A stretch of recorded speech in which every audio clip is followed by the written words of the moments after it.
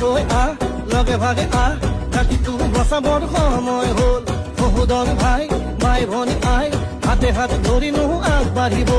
আহ তই আহ মিলি তুলি আহ নতুনৰ কথাবোৰ শুনিবৰ হ'ল অসমীয়াই মুখনি চাই একতাৰ এনাজৰি বান্ধিবৰ হ'ল হে প্ৰগতি আনিব কোনে শান্তিৰ গান গাব কোনে দুখীয়া নিচলাৰ দুখবোৰ আঁতৰাই হাঁহি জিলিকাব